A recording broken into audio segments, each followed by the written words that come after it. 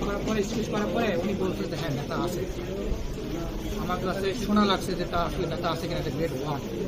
আর grade 2 হচ্ছে squeeze করে মানে পেইন ফিল করলো কিন্তু সে হাতে থেকে কাটলো, গ্রেড 2। আর গ্রেড 3 হলে হচ্ছে স্কুইজ করলাম, হাতটা হচ্ছে সাথে সাথে ছড়াই দিল, গ্রেড 3। আর গ্রেড 4 হচ্ছে আমাকে চাকরি করতে হচ্ছে। তো ওনার দিকে এমসিবি স্কুইজ টেস্ট পজিটিভ, যদি পজিটিভ থাকে সেক্ষেত্রে হচ্ছে আমাদের পরবর্তীতে এক্সামিনেশন করা লাগবে। আর যদি পজিটিভ না থাকে তাহলে আমাদের এখানে সে, যদি পজিটিভ আসে তার মানে 0 আর 90 45, এই 45 ভিডিওতে আমি এগুলো রেখে এই যে এগুলো হচ্ছে এমসিবি ইন্ডিভিজুয়ালি সবগুলা আমাদের কথা মতো 4 কেজি প্রেশার, মানে যতটুকু পর্যন্ত হচ্ছে আমাদের এই নেল বেড সাদা দেওয়া হবে ততটুকু পর্যন্ত আমরা প্রেশার দিব।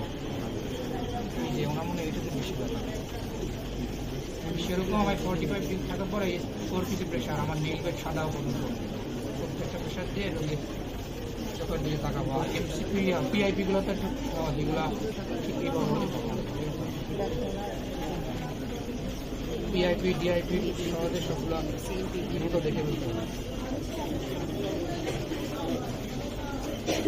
তারপরে এগুলাতে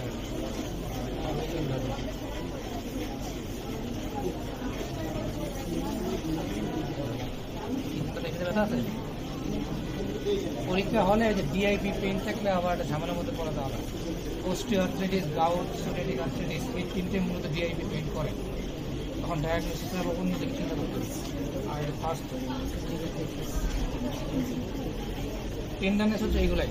প্রথমে দেখলাম হচ্ছে স্টাইলের প্রসেসগুলো, Lister tubercular, ridge joint, extensor tendon, flexor tendon দেখার পরে এমসিবি স্কুইজ টেস্ট পজিটিভ হলে তারপর প্রত্যেকটা এমসিবি দেখা লাগবে, পিআইপি সবগুলো, ডিআইপি সবগুলো। আর এখানে হচ্ছে ফার্স্ট এমসিবি টেম্পারেচার, টেন্ডারনেস। এখন হচ্ছে পালস।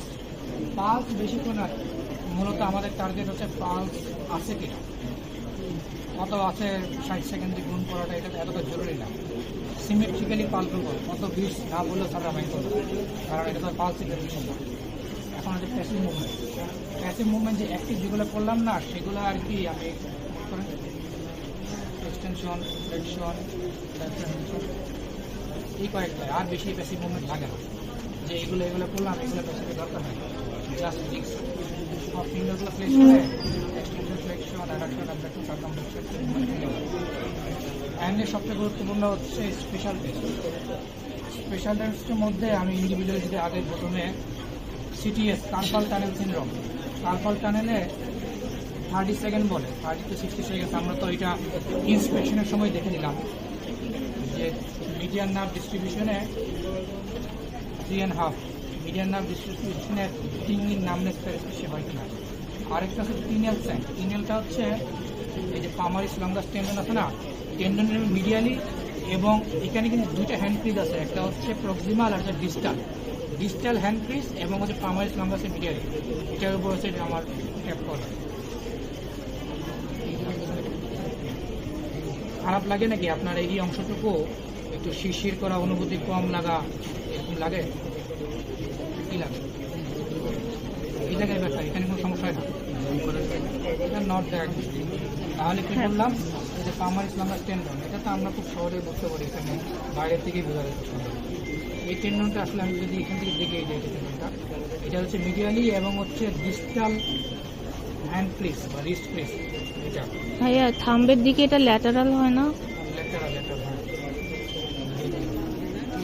আরেকটা হচ্ছে ডারকান, DURKAN, ডারকান। এটা হচ্ছে এই যে ফ্লেক্সর রেটিকুলাম থেকে মিডিয়ান নার্ভ আসে, তো এখানে আর কি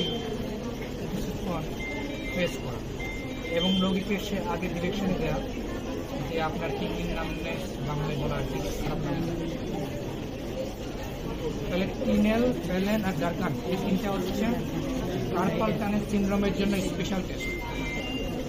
আরেকটা আছে সিএমসি, কার্পো মেটাকার্পাল জয়েন্টে যদি কারো অস্টিওআর্থ্রাইটিস থাকে তাহলে আমরা ইন্সপেকশনে বুঝতে পারি যে এটা সুয়েলিং হয়ে অস্টিফাইড হয়ে স্কোয়ারিং হয়ে যায়, এবং এটা ফার্স্ট মেটাকার্পাল বোন, আর এটা হচ্ছে সিএমসি জয়েন্ট, বুঝতে পারেন?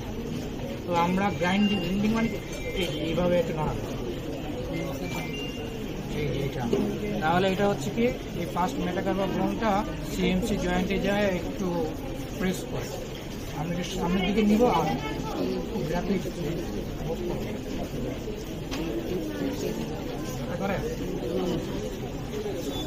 এই বয়সে খুবই আনলাইক, কারণ এটা আমরা দেখছি সিএমসি অস্টিওআর্থ্রাইটিস যেগুলো বয়স্ক মহিলাদের হয় বেশি। আরেকটা আছে ফিঙ্কেল স্টেন, যেটা হচ্ছে রিকোয়ারমেন্ট টেনোসাইনোভাইটিস। ফার্স্ট কম্পার্টমেন্ট, এখানে অ্যাবডাক্টর পলিসিস লঙ্গাস আর এক্সটেন্সর পলিসিস ব্রেভিস, এই দুটো টেন্ডন যায়। এই দুটো টেন্ডন গেলে আমরা হচ্ছে রোগীকে আঙ্গুল মোট করেন, হ্যাঁ প্যাসিভলি একটু হচ্ছে আলনার ডেভিয়েশন করি, এই ডিস্ট্রিবিউশন উনি পেন ফিল করেন। The Finkel stain, FINKEL STEIN apostrophe S, Finkel stain for D12 genosynovitis. এরকম করে জাস্ট হালকা আলনার ডেভিয়েশন, কারণ রোগী যদি আমরা অ্যাক্টিভ মুভমেন্ট করতে বলি তাও কিন্তু প্যাথোলজির রোগীগুলো ব্যথা পাবে।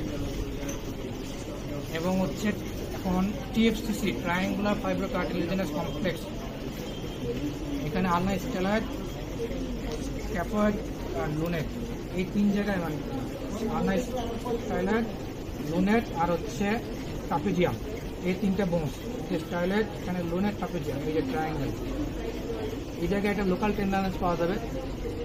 লোকাল টেন্ডানেসটা আমরা টেন্ডানেসের সময় এটা বলা দরকার ছিল, যে TFCCটা আমরা দেখব।